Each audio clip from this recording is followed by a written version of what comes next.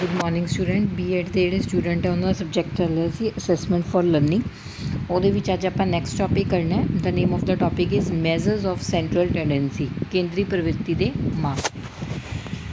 ਤਾਂ ਸਟੂਡੈਂਟ ਸਭ ਤੋਂ ਪਹਿਲਾਂ ਕੇਂਦਰੀ ਪ੍ਰਵਿਰਤੀ ਦੇ ਮਾਪ ਕੀ ਹੈ? ਕਹਿੰਦੇ ਕੋਈ ਵੀ ਜੇ ਆਪਾਂ ਨੂੰ ਵਿਵਹਾਰਿਕ ਕੋਈ ਚੀਜ਼ ਦਿੱਤੀ ਹੋਈ ਹੈ, ਉਹਨੂੰ ਆਪਾਂ ਕੋਈ ਵੀ ਆਪਾਂ ਨੂੰ ਕੈਲਕੂਲੇਸ਼ਨ ਦਿੱਤੀਆਂ ਹੋਈਆਂ ਉਹਨੂੰ ਵਿਵਹਾਰਿਕ ਜਾਂ ਫਿਰ ਵਿਗਿਆਨਿਕ ਢੰਗਾਂ ਨਾਲ ਰੀਪ੍ਰਜੈਂਟ ਕਰਨ ਨੂੰ, ਮਤਲਬ ਤੁਹਾਨੂੰ ਕੋਈ ਇਕੁਏਸ਼ਨਸ ਦਿੱਤੀਆਂ ਹੋਈਆਂ, ਉਹਨਾਂ ਇਕੁਏਸ਼ਨਸ ਨੂੰ ਤੁਸੀਂ ਕਿਸ ਢੰਗ ਨਾਲ ਰੀਪ੍ਰਜੈਂਟ ਕਰ ਸਕਦੇ ਹੋ, ਠੀਕ ਹੈ। ਤਾਂ ਉਹਨਾਂ ਨੂੰ ਆਪਾਂ ਕੀ ਕਹਿ ਦਿੰਦੇ ਹਾਂ? ਮੈਜ਼ਰਸ ਆਫ ਸੈਂਟਰਲ ਟੈਂਡੈਂਸੀ। ਤਾਂ ਇਹਦੇ ਵਿੱਚ ਕੀ ਹੁੰਦਾ, ਆਮ ਤੌਰ 'ਤੇ ਆਪਾਂ ਮੱਧਮਾਨ ਦੇ ਇਹ ਮਾਪ ਕਿਸੇ ਅਵਿਰਤੀ ਵੰਡ ਕੇਂਦਰੀ ਸਥਿਤੀ ਦੇ ਸੂਚਕ ਸਮਝਦੇ ਹਾਂ। ਇਹਦੇ ਵਿੱਚ ਬੇਸਿਕਲੀ ਨਾ ਆਪਾਂ ਜੋ ਵੀ ਕੈਲਕੂਲੇਸ਼ਨ ਜਾਂ ਜੋ ਵੀ ਵੈਲਿਊਜ਼ ਕੱਢਦੇ ਹਾਂ ਉਹ ਮਿਡ ਪੁਆਇੰਟ ਦੇ ਅਕੋਰਡਿੰਗ ਕੱਢਦੇ ਹਾਂ। ਮਤਲਬ ਕੇਂਦਰੀ ਸਥਿਤੀ, ਮਤਲਬ ਜੇ ਆਪਾਂ ਨੂੰ ਕੋਈ 10 ਇਕੁਏਸ਼ਨਸ ਦਿੱਤੀਆਂ ਹੋਈਆਂ ਤਾਂ ਉਹਨਾਂ ਦਾ ਮਿਡ ਪੁਆਇੰਟ ਲਾਈਕ 5 ਹੋ ਗਿਆ।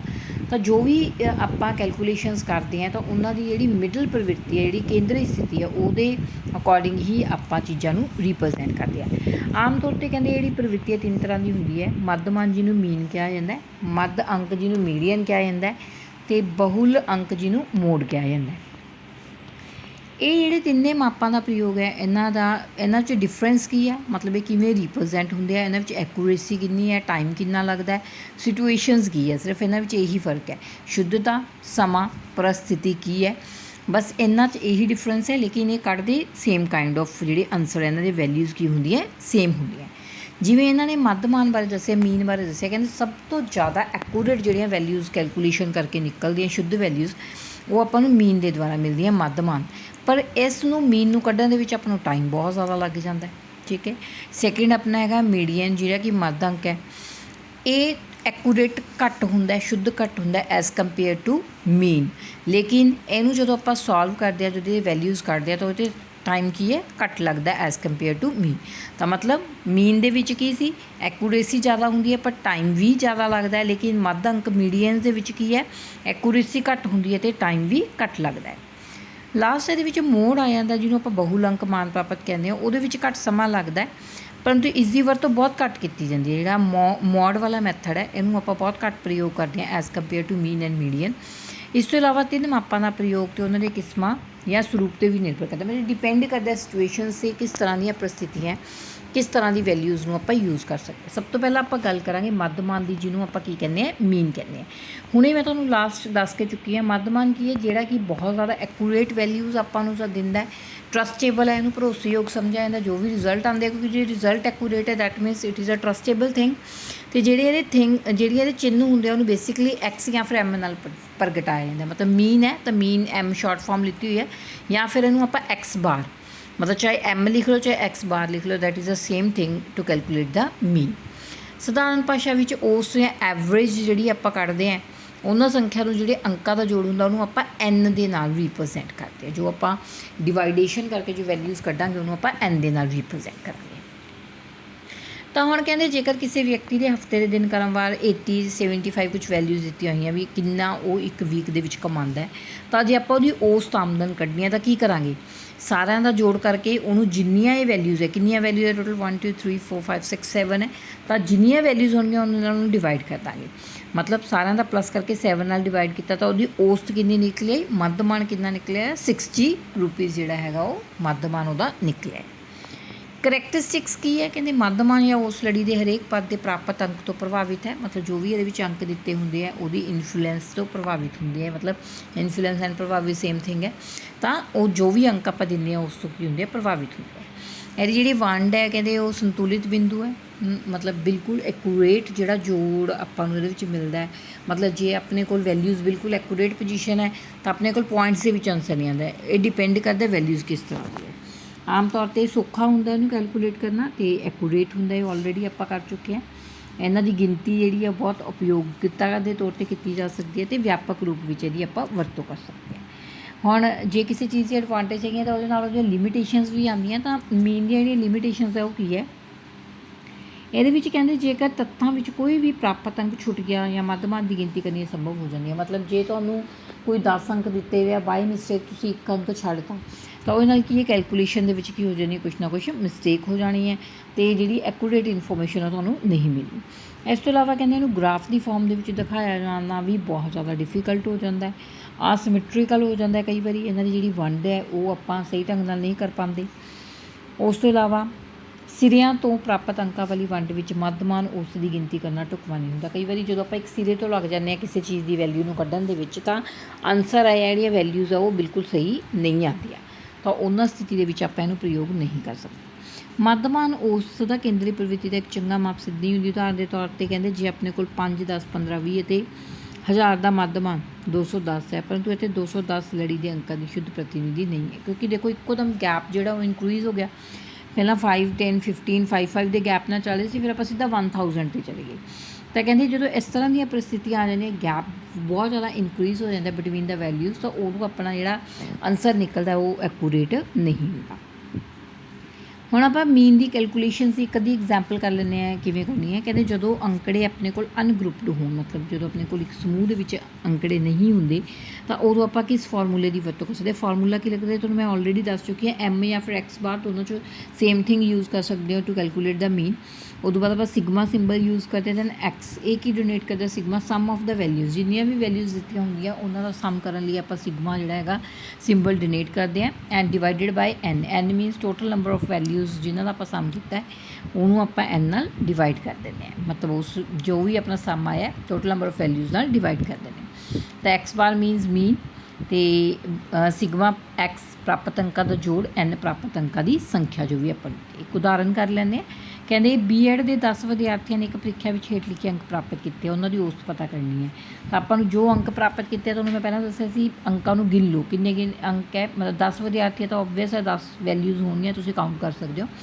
ਤਾਂ ਸਭ ਤੋਂ ਪਹਿਲਾਂ ਜਿੰਨੀਆਂ ਵੈਲਿਊਜ਼ ਆ ਉਹਨਾਂ ਦਾ ਆਪਾਂ ਕੀ ਕਰਾਂਗੇ, ਪਲੱਸ ਕਰਾਂਗੇ। ਦੈਟ ਮੀਨਸ ਫਾਰਮੂਲਾ ਕੀ ਹੈ, ਸਿਗਮਾ ਐਕਸ ਬਾਈ ਐਨ। ਸਿਗਮਾ ਐਕਸ ਮੀਨਸ ਜੋ ਆਪਣੀਆਂ ਐਕਸ ਵਾਲੀਆਂ ਵੈਲਿਊਜ਼ ਹੈ ਉਹਨਾਂ ਨੂੰ, ਮਤਲਬ ਜੋ ਵੀ ਵੈਲਿਊਜ਼ ਆ ਉਹਨਾਂ ਦਾ ਕੀ ਕਰਨਾ, ਕੈਲਕੂਲੇਸ਼ਨ ਕਰਨੀ ਹੈ, ਪਲੱਸ ਕਰਨਾ। 210 ਆ ਗਿਆ and divided by the number of values. 10 ਨਾਲ ਜਦੋਂ ਡਿਵਾਈਡ ਕੀਤਾ ਤਾਂ ਆਪਣਾ ਉਸ ਜਿਹੜੀ ਹੈ ਕਿੰਨੀ ਨਿਕਲੀ, 21.0।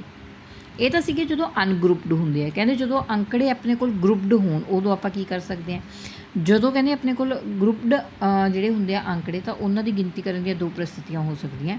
ਇੱਕ ਤਾਂ ਜਿਹੜਾ ਵਰਗ ਅੰਤਰਾਲ ਮਾਨ 1 ਇੱਕ ਨਾਲ ਅਵਿਰਤੀ ਨਾਲ ਕਰ ਸਕਦੇ ਹਾਂ ਆਪਾਂ, ਜਾਂ ਫਿਰ ਦੋ ਅਵਿਰਤੀਆਂ ਨਾਲ ਕਰ ਸਕਦੇ ਹਾਂ। ਇਹ ਡਿਪੈਂਡ ਕਰਦਾ ਆਪਾਂ ਫਸਟ ਕਿਹੜੀ ਅਵਿਰਤੀ ਵੰਡ ਰਹੇ ਹਾਂ। ਇਹਦੇ ਵਿੱਚ ਦੋ ਤਰ੍ਹਾਂ ਦੀਆਂ ਅਵਿਰਤੀਆਂ, ਇੱਕ ਤਾਂ ਲੌਂਗ ਮੈਥਡ ਹੋ ਗਿਆ, ਇੱਕ ਇਹਦੇ ਵਿੱਚ ਸ਼ਾਰਟਕਟ ਮੈਥਡ ਹੁੰਦਾ।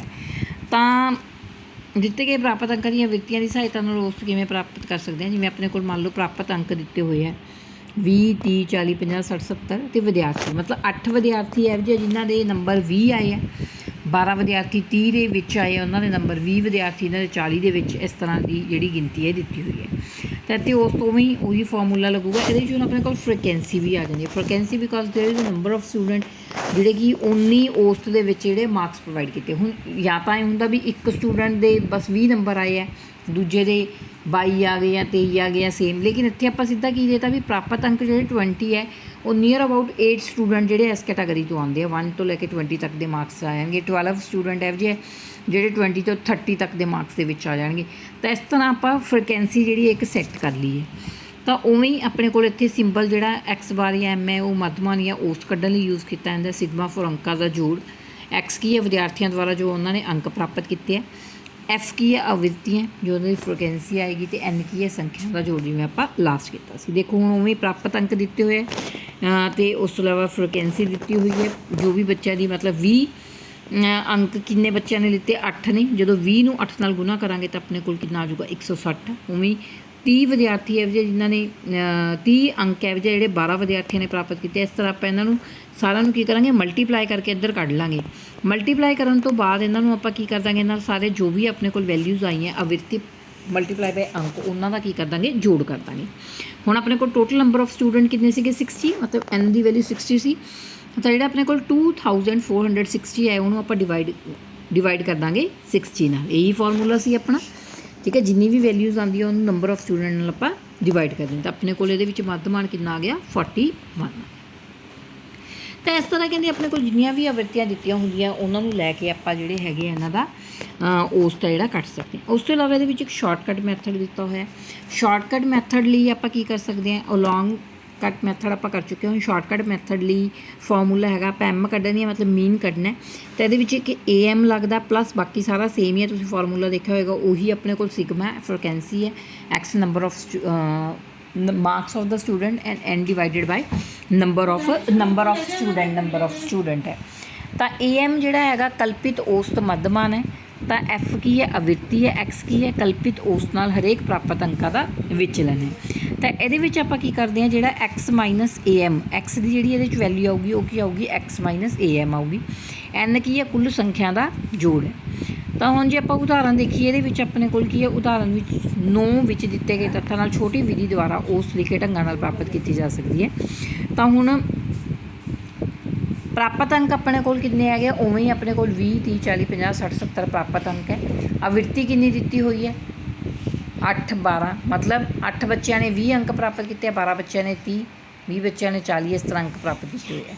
ਤਾਂ ਵਿਚਲਨ ਕੀ ਹੈ, ਇਹਦੇ ਵਿੱਚ ਆਪਾਂ ਜੋ ਵੀ ਆਪਣੀ ਵੈਲਿਊ ਆਉਂਦੀ ਹੈ ਉਹਨੂੰ ਆਪਾਂ ਇੱਕ AM ਜੋ ਇੱਕ ਵੈਲਿਊ ਕਾਲਪਨਿਕ ਜੋ ਆਪਾਂ ਵੈਲਿਊ ਇੱਕ ਮੰਨ ਲੈਂਦੇ ਹਾਂ, ਉਹਨੂੰ ਆਪਾਂ X ਚੋਂ ਮਾਈਨਸ ਕਰਨਾ ਹੁੰਦਾ, ਉਹ ਆਪਾਂ ਵਿਚਲਨ ਕੱਢ ਚੁੱਕੇ ਹਾਂ। ਵਿਚਲਨ ਕਰਨ ਤੋਂ ਬਾਅਦ ਉਹੀ ਮਲਟੀਪਲੀਕੇਸ਼ਨ, ਜੋ ਵੀ ਆਪਣੀ ਵਿਚਲਨ ਦੀ ਵੈਲਿਊ ਹੈਗੀ ਹੈ ਮਲਟੀਪਲਾਈ ਬਾਈ ਜੋ ਆਪਣੀ ਆਵਿਰਤੀ ਹੈ ਉਹਨੂੰ ਆਪਾਂ ਮਲਟੀਪਲਾਈ ਕਰ ਲਾਂਗੇ। ਦੋਨੋਂ ਚੀਜ਼ਾਂ ਨਾਲ ਮਲਟੀਪਲਾਈ ਹੋਏਗਾ, ਪ੍ਰਾਪਤ ਅੰਕ ਅਤੇ ਆਵਿਰਤੀ ਨਾਲ।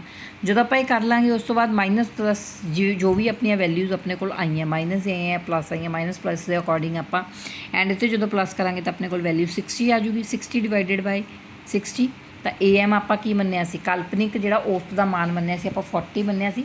40 + 60/60 ਜਦੋਂ ਇਹਨੂੰ ਆਪਾਂ ਸੋਲਵ ਕਰਾਂਗੇ ਤਾਂ ਆਪਣੇ ਕੋਲ ਔਸਤ ਕਿੰਨੀ ਆ ਜਾਏਗੀ, 41 ਆ ਜਾਏਗੀ। ਤਾਂ ਇਸ ਤਰ੍ਹਾਂ ਆਪਾਂ ਜਿਹੜੇ ਹੈਗੇ ਆ ਮੈਥਡ ਲਗਾ ਕੇ ਇਹ ਚੀਜ਼ਾਂ ਨੂੰ ਕੱਢ ਸਕਦੇ ਹਾਂ। ਦੇਖੋ ਅਲੱਗ-ਅਲੱਗ ਸਟੂਡੈਂਟ ਦਿੱਤੇ ਹੋਏ ਆ, ਫਿਰ ਲੌਂਗ ਔਰ ਡਾਇਰੈਕਟ ਮੈਥਡ ਦਿੱਤਾ ਹੋਇਆ, ਸੇਮ ਉਵੇਂ ਹੀ ਮੀਨ ਕੱਢ ਰਹੇ ਹਾਂ, ਠੀਕ ਹੈ। ਵੈਲਿਊ ਦਿੱਤੀਆਂ ਹੋਈਆਂ, ਤਾਂ ਸਿਗਮਾ ਕੁੱਲ ਜੋੜ, F ਆਵਿਰਤੀ, X ਵਰਗਮੂਲ। ਇਹਦੇ ਵਿੱਚ ਕੀ ਹੈ, ਆਪਾਂ ਇੱਕ ਮੱਧ ਬਿੰਦੂ ਮਤਲਬ ਜਿਹੜਾ ਹੈਗਾ ਮਿਡ ਪੁਆਇੰਟ ਕੱਢ ਕੇ ਕਰਦੇ ਹਾਂ। ਹੁਣ ਦੇਖੋ ਇਹਦੇ ਵਿੱਚ ਪ੍ਰਾਪਤ ਅੰਕ ਦਿੱਤੇ ਹੋਏ 0 ਤੋਂ 10, ਕਿੰਨੇ ਵਿਦਿਆਰਥੀਆਂ ਨੇ ਦਿੱਤੇ 5, 10 ਤੋਂ 20, 10 ਵਿਦਿਆਰਥੀਆਂ ਨੇ, 20 ਤੋਂ 30, 25 ਵਿਦਿਆਰਥੀਆਂ ਨੇ। ਹੁਣ ਦੇਖੋ ਇਹਨੂੰ ਟੇਬਲ ਦੀ ਫਾਰਮ ਦੇ ਵਿੱਚ ਜੋ ਰਿਪਰੈਜ਼ੈਂਟ ਕਰੋਗੇ ਉਵੇਂ ਹੀ ਪ੍ਰਾਪਤ ਅੰਕ ਕੀ ਹੈ, 0 ਤੋਂ 10, 10 ਤੋਂ 20, 20 ਤੋਂ 30, 30 ਤੋਂ 40, 40 ਤੋਂ 50, 50 ਤੋਂ 60। 0 ਤੋਂ 10 ਹੈ ਜਿਹੜੇ ਉਹ ਕਿੰਨੇ ਵਿਦਿਆਰਥੀਆਂ ਨੇ ਦਿੱਤੇ, 5 ਨੇ। ਜਦੋਂ ਤੁਸੀਂ ਇਹਦਾ ਮਿਡ ਪੁਆਇੰਟ ਕੱਢੋਗੇ ਤਾਂ ਮਿਡ ਪੁਆਇੰਟ ਕੀ ਨਿਕਲੂਗਾ, ਓਬਵੀਅਸ ਹੈ 5 ਵਿਦਿਆਰਥੀ। 0 ਤੋਂ 10, 0 ਤੋਂ 10 ਦਾ ਮਿਡ ਪੁਆਇੰਟ ਕੀ ਹੋਊਗਾ 5, 10 ਤੋਂ 20 ਦਾ ਮਿਡ ਪੁਆਇੰਟ ਕੀ ਹੋਊਗਾ 10, 20 ਤੋਂ 30 ਦਾ ਮਿਡ ਪੁਆਇੰਟ ਕੀ ਹੋਊਗਾ 25। ਤਾਂ ਵਿਚਲਾ ਮਿਡ ਪੁਆਇੰਟ ਕੀ ਹੁੰਦਾ, ਜਿਹੜਾ ਬਿਲਕੁਲ ਸੈਂਟਰ ਦੇ ਵਿੱਚ ਆਉਂਦਾ। ਤਾਂ ਆਪਾਂ ਇੱਧਰ ਮੱਧ ਬਿੰਦੂ ਲਗਾਈ ਗਏ, ਨਾਲ ਉਹਦੀ ਆਵਿਰਤੀ ਲਗਾਈਆਂ ਗਈਆਂ। ਉਦੋਂ ਬਾਅਦ ਕਹਿੰਦੇ ਮੱਧ ਬਿੰਦੂ ਅਤੇ ਆਵਿਰਤੀ ਨੂੰ ਕੀ ਕਰਤਾ ਤੁਸੀਂ, ਮਲਟੀਪਲਾਈ ਕਰਨ ਤੋਂ ਬਾਅਦ ਉਵੇਂ ਹੀ ਉਹਨਾਂ ਦਾ ਪਲੱਸ ਕਰਤਾ, ਠੀਕ ਹੈ। ਫਿਰ ਉਸ ਨੂੰ ਜਦੋਂ ਆਪਣੇ ਕੋਲ ਨੰਬਰ ਆਫ ਜਿਹੜੇ ਸਟੂਡੈਂਟ ਹੈ 100 ਸੀ, ਤਾਂ 3300 ਆਇਆ ਸੀ। 3300 ਨੂੰ ਜਦੋਂ ਆਪਾਂ 100 ਨਾਲ ਡਿਵਾਈਡ ਕੀਤਾ ਤਾਂ ਆਪਣੇ ਕੋਲ ਆ ਗਿਆ 33.0। ਤਾਂ ਇਸ ਤਰ੍ਹਾਂ ਕਰਕੇ ਆਪਾਂ ਜਿਹੜੇ ਹੈਗੇ ਆ ਅੰਕਾਂ ਦੀ ਪ੍ਰਵਿਰਤੀ ਨੂੰ ਕੱਢ ਸਕਦੇ ਹਾਂ। ਤਾਂ ਸਟੂਡੈਂਟ ਇੰਨੀਆਂ ਐਗਜ਼ਾਮਪਲਸ ਤੁਸੀਂ ਇਹਦੇ ਵਿੱਚ ਕਰ ਸਕਦੇ ਹੋ, ਕਿਉਂਕਿ ਬਹੁਤ ਜ਼ਿਆਦਾ ਇਹਨਾਂ ਨੇ ਦੱਸਿਆ ਹੋਇਆ, ਤਾਂ ਇੰਨਾ ਤੁਹਾਨੂੰ ਕਰਨ ਦੀ ਲੋੜ ਨਹੀਂ ਹੈ। ਉਸ ਤੋਂ ਬਾਅਦ ਇਹਦੇ ਵਿੱਚ ਜਿਹੜਾ ਤੁਹਾਡਾ ਮੀਨ ਦੇ ਵਿੱਚ ਤੁਸੀਂ ਇੰਨੀਆਂ ਹੀ ਕਰ ਸਕਦੇ ਹੋ। ਮੀਨ ਤੋਂ ਬਾਅਦ ਤੁਹਾਡਾ ਨੈਕਸਟ ਟੌਪਿਕ ਆ ਜਾਊਗਾ ਮੀਡੀਅਨ, ਜਿਹਨੂੰ ਆਪਾਂ ਮੱਧ ਅੰਕ ਕਹਿੰਦੇ ਹਾਂ। ਤਾਂ ਮੱਧ ਅੰਕ ਜਿਹੜਾ ਹੈਗਾ ਮੈਂ ਤੁਹਾਨੂੰ ਨੈਕਸਟ ਵੀਡੀਓ ਦੇ ਵਿੱਚ ਕਰਵਾਵਾਂਗੀ। ਅੱਜ ਤੁਸੀਂ ਇਹਦੇ ਵਿੱਚ ਸਿਰਫ ਮੀਨ ਨੂੰ ਹੀ ਕਵਰ ਕਰਨਾ ਹੈ। ਜੇ ਤੁਹਾਡੇ ਕੋਈ ਡਾਊਟ ਆਉਂਦੇ ਆ ਤਾਂ ਤੁਸੀਂ ਕਮੈਂਟ ਬਾਕਸ ਦੇ ਵਿੱਚ ਸਟੂਡੈਂਟ ਆਪਣੇ ਡਾਊਟ ਜਿਹੜੇ ਉਹ ਲੀਵ ਕਰ ਸਕਦੇ ਹੋ। Thank you.